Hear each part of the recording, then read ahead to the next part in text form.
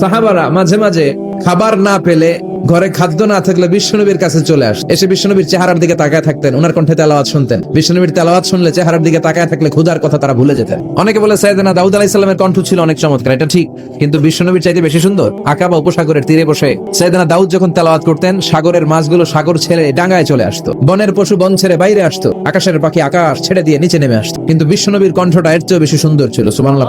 South Saina, দক্ষিণ সিনাইয়ে এই তুর পাহাড়ের অবস্থা। মিশরে দুইটা জেলা আছে, উত্তর সিনাই, দক্ষিণ সিনাই। এই দক্ষিণ সিনাইতে 2285 মিটার উঁচু এই পাহাড়। সাইয়েদনা মুসা আলাইহিস সালাম এই পাহাড়ে উঠে কথা বলতেন কার সাথে? তাওরাতের মতো কিতাবকে আল্লাহ তাআলা কাঠের তক্তার মধ্যে লিখে এই পাহাড়ের উপর নাযিল করেছে। কাঠের তক্তা চিনেন? কাঠ দিয়ে মোটা মোটা তক্তা বানায় না? আল্লাহ নিজ হাতে তাওরাত লিখে এই কাঠের তক্তাগুলো সাইয়েদনা মুসা আলাইহিস সালামকে দিলেন, বললেন যাও, এটার মধ্যে হেদায়েত আছে, নূর আছে, বুরহান আছে, নিয়ে যাও, বনি ইসরাইলের কাছে দাওয়াতের বাণী পৌঁছে দাও, তুমি বার্তাবাহ, যাও। সাইয়েদনা মুসা আলাইহিস সালাম দেখলেন ছোট্ট ছোট্ট কিছু কাঠের ফলকার তক্তা, ভাবলেন কাঁধের মধ্যে তুলে নিয়ে যাই, এর চেয়েও কত ভারী ভারী জিনিস আমি মুসা কাঁধের মধ্যে তুলে বেড়াই। কিন্তু সাইয়েদনা মুসা আলাইহিস সালাম তক্তার মধ্যে হাত দিয়ে দেখে কাঁধে উঠাবে তো দূরের কথা, নাড়াতেই পারে না। সুবহানাল্লাহ পড়ে। কাঁধে উঠাবে তো দূরের কথা, কি করতে পারে না। মুসা আলাইহিস সালাম ভাবলেন এদিক দিয়ে মনে হয় শক্ত, ওদিকে মনে হয় নরম, ওদিক দিয়ে ধরি, ওদিকে টান দেয়, ওদিকেও নড়ে না, মাঝখানে ধরে টান দেয়, নড়ে না। ঘটনা কি? এর চেয়ে কত বড় তক্তা কাঁধে লয়ে ঘুরি, আর এগুলো নড়ে না কেন?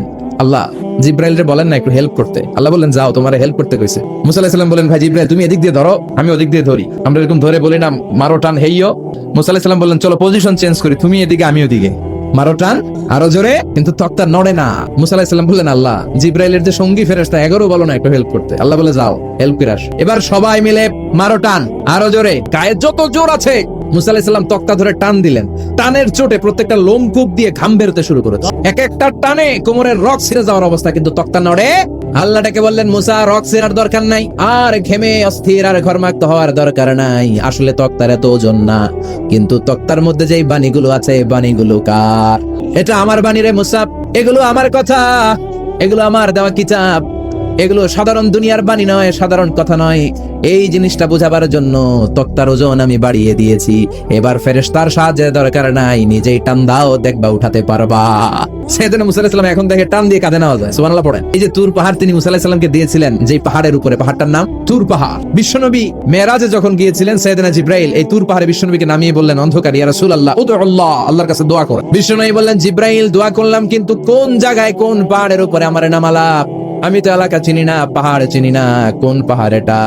সাইয়েদনা জিব্রাইল বললেন নবী হাদিহি জাবাল মুসা তুরে সাইনা, এটা আপনার ভাই মুসার পাহাড়, তুর পাহাড়। সুবহানাল্লাহ। এটার চূড়ায় বিশ্বনবী দোয়া করেছেন। এবং ইয়াজুজ মাহুজের আক্রমণ থেকে বাঁচার জন্য ঈসা আলাইহিস সালাম কিয়ামতের আগে সব মুমিন বান্দাদেরকে নিয়ে তুর পাহাড়ের উপরে উঠবে। সুবহানাল্লাহ পড়ে। আমি নিজেই তুর পাহাড়ের উপরে উঠছি 2 বার জীবনে। আমি মিশরে ছিলাম তো, ওখানে আমি শিক্ষা সফরে 2 বার প্রায় তুরে সাইনাতে সফর করতাম। ঠান্ডা একটা এলাকা, মিশরে পুরো মিশরে গরম, ওদিকে ঠান্ডা। 3 ধর্মের লোকদের জন্য এটা একটা তীর্থস্থান, সবাই যায়, ইহুদিরা যায়, খ্রিস্টানরা যায়, আমরাও যেতাম। মাঝরাতে তুর পাহাড়ে উঠতে হয়, ফজরের সময় পৌঁছতে হয়, আবার 7টা-8টার দিকে ব্যাক করতে হয়। 10টা-11টার পরে সূর্যের তাপে পাথরের পাহাড় এত গরম হয়, ওখানে কোনো মানুষ দাঁড়িয়ে থাকতে পারে না। আমরা উঠতেছি কাঁধের মধ্যে ব্যাগ নিয়ে, খ্রিস্টানরা উঠতেছে, ইহুদিরা উঠতেছে। ওটার উপরে খ্রিস্টানদের একটা চার্চ আছে, গির্জা, ইহুদিদের আছে একটা ছোট সিনাগগ। ইহুদিরা যে জায়গায় নামাজ পড়ে ওটার কি বলে? খ্রিস্টানরা যেটাতে নামাজ পড়ে ওটার বলে চার্চ, গির্জা। আমরা যেটাতে নামাজ পড়ি মসজিদ। আমাদের একটা মসজিদ আছে ছোট। ফজরের সময় উঠলাম, উঠে পাহাড়ি রেঞ্জ ঝিকিমিকি আলোতে সূর্যের কিরণে